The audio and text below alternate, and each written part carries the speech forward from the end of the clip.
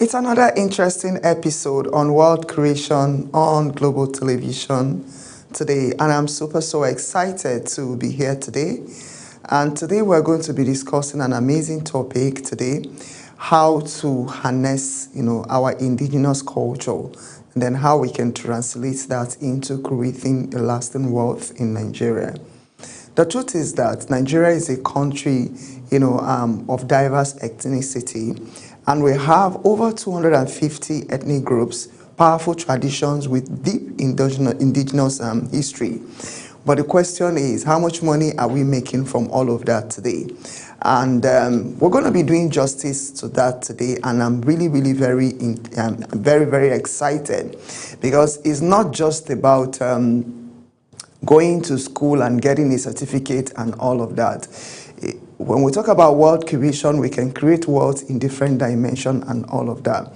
Like I used to say, a lot of people believe that world creation is only when we go to school and then get a good grade, get a certificate, and get a job before you can start creating wealth. But there's so many school of thought to that. Some school of thought also believe that you don't even necessarily need to go to school before you create wealth. The fact that you are talented and you have all what it is in the inside of you, you can actually create wealth. Some people also believe that world creation is about adding value. When you're constantly doing something that is actually changing life, adding value, constantly adding value in the life of other people, you are as well also creating value. And then some people also believe that if you come from a family where generational wealth, your forefathers have done things, related to world creation or related to touching lives, and then we have people legacies, yes, so you are able to carry on those legacies, automatically you are also creating wealth as well. And today we're going to be looking at our culture, we're going to be looking at our tradition, how that has really helped us as individuals, and how it has also helped us, as ethnic groups and all of that. So that's part of what we're going to be talking about today.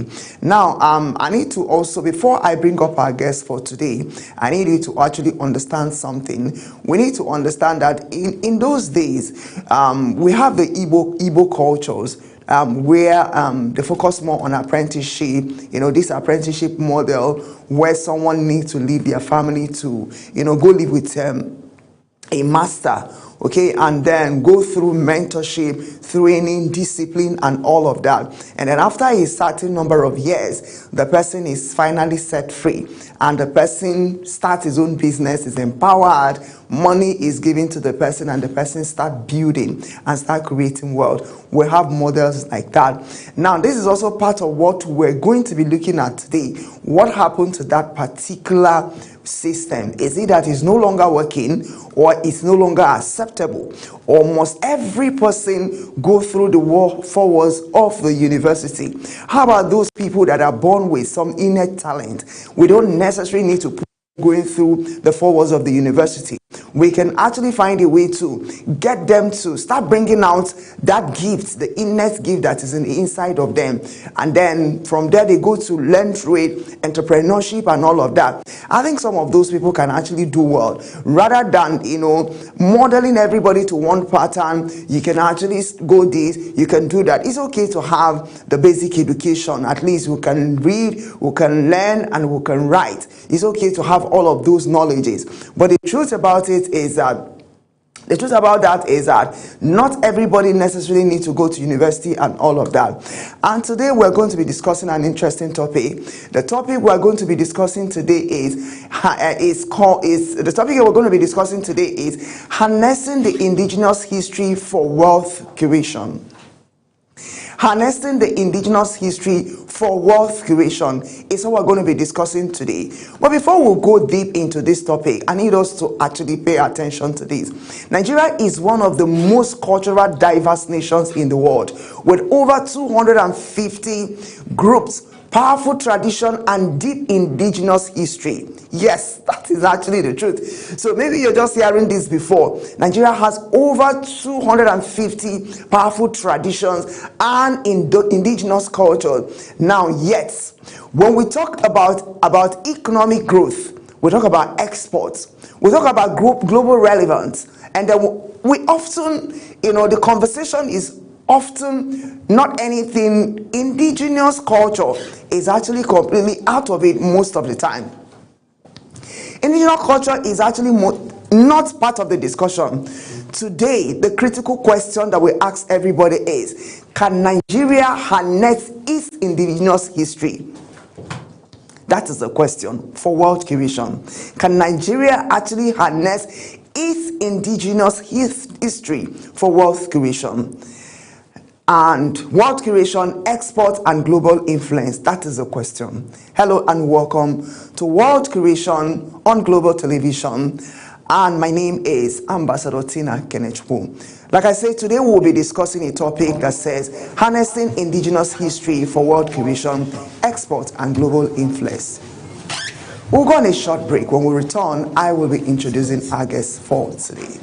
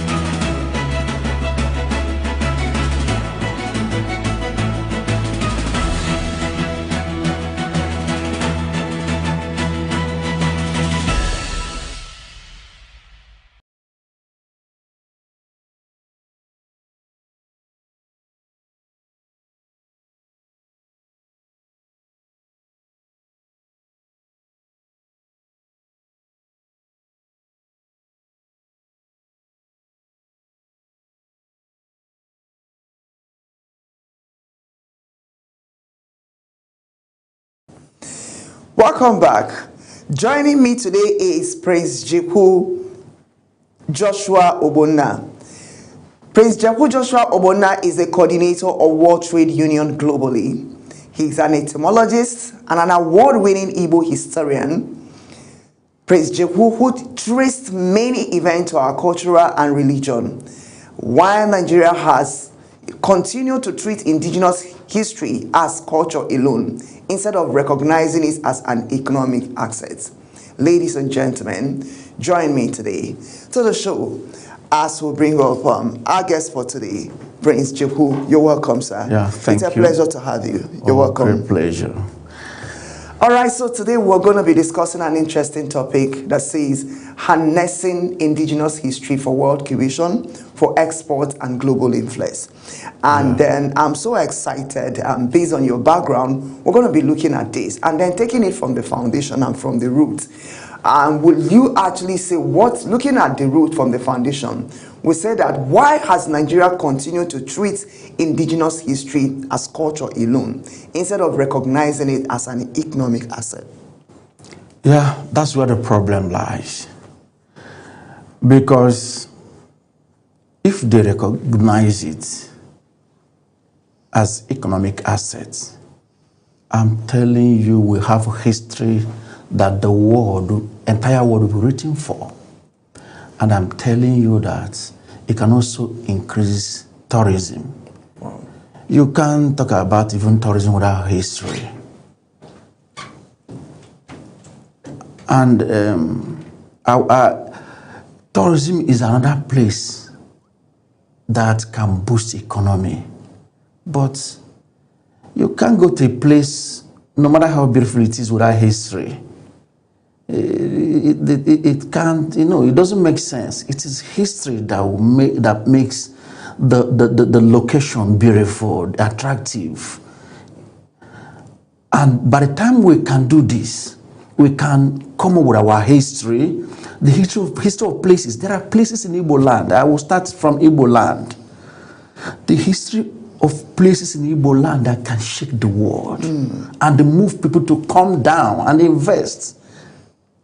And as opportunity is given to me, I will talk of places and the events that happened in olden days. Bantu people, for instance, they will tell you that they are from Eastern Nigeria, Bantus. The Kwas in East Africa and some part of South Africa, we will see them. They will tell you that they are from Eastern Nigeria. If if we can show them the place they came from, many of them will be transporting to come and see the place, and they sleep in hotels. They do so many things, and while going, they will see things to buy. And I'm telling you that we have history, we have religious history that is more powerful than Mecca. I'm telling you that's what we are going to show you here. And you know what Mecca is generating? We have religious history that is more powerful than Jerusalem, than Israel. Yeah. If it's just now that Israel is reluctantly accepting what Christian is saying about them, that doesn't mean that Christ does not exist. But the history cannot be perfect if it did not come from Igbo land. All right, so thank you so much, Mr. Jipu. Now, looking at that, today's topic actually said, harnessing the indigenous history for world creation, exports, and global influence. And in a layman's language, can you throw a little bit more light on this so that a layman listening to this show can have a proper understanding? Yeah, this is what we are doing already. We are on the project already. We have a tourism project going on. And that tourism project going on, by December, we'll be carrying people to some places in Arochukwu. We'll be carrying some people, and you know, because if you just write it alone, and there's no physical activity, there are some places in eastern states, like Leja. Leja has much history, not IOS meeting site alone. There are many other things about Leja that is explosive, but at IOS meeting site. I thank God Peace Square was a Leja this Christmas. And so he's trying to gather all those sites, things that happen in Umugu. Because if you come from far place, you know, you can't just go to a particular place at times. But when you gather all the histories, all the sites, and where excavation, even some excavation was, was done, put all of them together, and it is packaged so that anybody who is searching, maybe in a website like or whatever, documentary or something documentary, right, so and we ourselves are trying to come up with office. Yeah. Office where if you are where you can even have physical guide that can guide you and some other things like that. So what you are saying is that because this is what we're talking today is for everybody to learn, and this is something that have to do with Nigeria and Nigerians. Because when we talk about world creation, irrespective of your tribe, your religion, everybody is part of it. Everybody wants to create lasting wealth. So what you are saying in essence is that basically in this country, in Nigeria, not just only in the Igbo land, but Nigeria generally, we'll have histories, we'll have sites, we'll have things that if they are properly documented and harnessed, it generates a lot of money to Nigeria. People will even be traveling into the country, unlike the way we travel outside the country for tourism and for pilgrimage and all of that. So that is what you're actually saying. Can I give you one name and one place? For instance, go ahead. That name is Abiama and Abia State. Let me use Abiama and Abia State. You know, they lied to us and said Abia State is Aba, Bende, Isukwato, and this. But there are people having Abia as their surname in that area. Okay. So it means that Abia is beyond that. Is not anything. It's close to what they are saying. So Abia has been a religious ground, and if you talk about civilization in this area, people talk about Benin civilization, Benin kingdom, talk about it, all these things. But let me tell, and if you talk about civilization, they talk about Egyptian civilization, but there are other civilizations like Abiama time. Abiama is not God. Abiama was a man. Abiama was a man, and that man is Abraham. If you can explain it, and people will know that Abraham is Abiama, people would like to know where Abiama lived, what he did in that place. Short form of Abiama is Abia. Our people like Chukwemeka, Emeka. Short form of, like they call him Abraham. English call him Abraham and Abram in the Bible. But that is Abiam appears in the Bible. Like first Samuel chapter 8 verse 2, you hear of Abia. You can't know, if you can't know the origin of that Abia until you come to Igbo land. And that Abia, mistakenly or however, I don't know, or coincidence, they call it God's land, God's own land. And the Akwa Ibom people that share the part of the land, they call it land of. They have also they have something like bush of God, Ekotabasi. Do you understand? Okay. And so that place was a great religious area in those days, and we have packaged the history in a way that can earn money. We can earn money. You can say how to make money through history. Wow. If you allow me to tell you something, the people in Arabia, if they want to know the root of Arabia, if we package this in, they will be flooding to our area, because Arabia is R there is in the R or Al. I'm not talking about R. There is a Sanskrit word for light. It's a light of Abia. Is when Abiam, whom they call Abraham, carry the gospel of Chukwuka by Abiam all over the world. The whole Arabia Peninsula was affected by his gospel, and there is Igbo language then. Before that start coming into it. So, wow, that is a beautiful one, and this is just an eye opener. But so looking at all of this that you've said, because of our time, in essence, what we're saying is that Nigeria have rich cultural heritage that if we harness, not just locally, but globally, fetch a lot of money. And not just as a nation, these things are also domiciled in people's locality and all of that. So within that, people within that environment, it will also enrich them.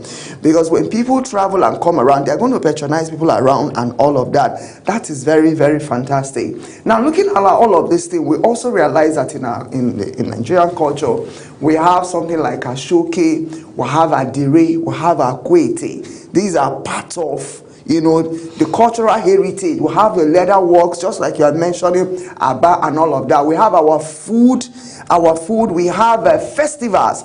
Now, why are so few Nigerians are making money from this? And then some people are yet to discover the money that is in all of these things. And some of these things are close to where they are. The problem we had is that from our leaders, people focus on oil and maybe solid mineral, which they mine individually, not. So, and that becomes a problem. Because there are other things we neglect that can give us money more than those solid mineral and oil. So the question, so like China, it is just. You've started creating awareness, talking about it, motivating people, letting people know that money is here. Like you rightly mentioned, Akwete. Akwete. Akwete is a beautiful attire anywhere in the world. And if government partner organization like this, another organization can come with a conference and a program where it will be showcased. It has been, some people are doing it, I have gone to art and cultural programs, but they are not doing it massively. And they're not giving it the publicity it requires. And a lot of even so many upcoming children that we have in Nigeria, especially those from the eastern part of Nigeria, don't even know this Akwete exists, and they don't even know it's part of our culture. I give you an example. I was watching a small video clip on social media. It was a function, so he had a gathering of a lot of celebrities and all of that. And then one of them showed a very beautiful attire with Akwete. Akwete has a little bit resemblance with Ghana outfit or something like that. And a complete grown-up Igbo person was calling Akwete Ghana outfit. And then people went on to start correcting it. This is not Ghana, this is Akwete, this is not Ghana, this is Akwete. But you won't blame the person because the person don't even know what it is. And apparently that was actually his first time of hearing what Akwete is. So I think I agree with you. Awareness is very important so that we identify all of these resources that we have already, aside of the mineral resources. So yeah, I agree with you on that. Okay, because of this area you mentioned, I have also to say something. Do you know, if the history around Akwete is presented to the public, the interest will be high. Not even only we have Adire, we have other ones. But I just want to let me say, do you know why they say that is a Ghana something? You know that Ga people of Ghana and the people of our area, that's why children of God, they have relationship. That's why if you go to Ga area in Ghana, you will see a place they call, you have Abi, they have Abi. You know, as we have Abi people in Anyoma, Abi people in Ozowane, we have Abi people in Ga area of Ghana. And there's a river they call River Bia. That river is Bia. And they used it. They used that river for trade in those days. That's why we have a lot of culture that's related, even dressing. That's why you can see Akwete. That can see something like Akwete in Ghana. All right. So by then, if the history behind that Akwete and many other Adure, all those things, our cultural things, if the history can be sold, man, this land is Eden. I'm telling you. I think a lot of awareness is needed in that aspect. We'll go on a short break and we'll be back shortly.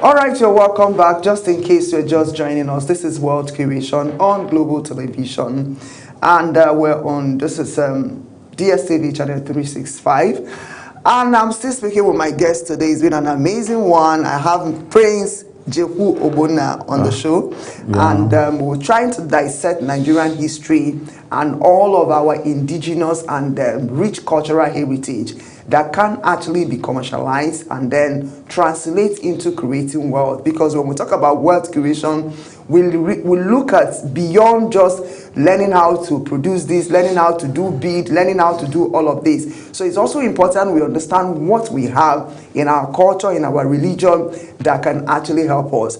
And before we wrap up, I'm going to ask Mr. Jehu, now looking at all of these things that we have today, what would be your advice? How do we commercialize this? How do we commercialize it? You know, so that people will know that we have this, government, indigenes, and everyone will start taking advantage of it. Just in one word. It's just start like what Global TV, what are doing Global TV. Do Global TV. You know, in every nation, you don't wait the government to develop the nation. And we have to sell it to our wealthy people. You know, like we talk about the history. Do you know that history can bring security, and there's no way without security? Do you know that some Fulanis, I'm telling you, some Fulanis are related to us, some, not all of them. If they know, they won't be fighting you. Some Fulanis were bought by the Arab traders in those days. And later they send them back to go and fight in Africa. So if they know awareness, if you allow history in television stations like this, history can heal. If we can, there's a history that can heal. We can bring history that heal this nation, and we have peace to do business. Peace to do business. So it's just a television station like this are permitting history. Wow. And we are there. So Mr. Jehu is saying that one of the things that we need to start doing is to find a way to educate people. Awareness creation is very important for everybody to know this thing, because the more we know it, the better for us and better for Nigeria. Now, indigenous history is not just Nigerian past, it is Nigeria's advantage when structures, protected and respected. It can create wealth, it can drive export and share global influence. So, Mr. Prince Jeku, we're excited to have you on the show today. Thank you for this insight. I think you have to be back so that we'll keep dissecting this thing, because a lot of people need to learn and understand. Yeah. And I'm your host, Tina Kenichukwu. Please keep watching World Creation on Global Television, and we would like to see you again next time, same station. Bye for now.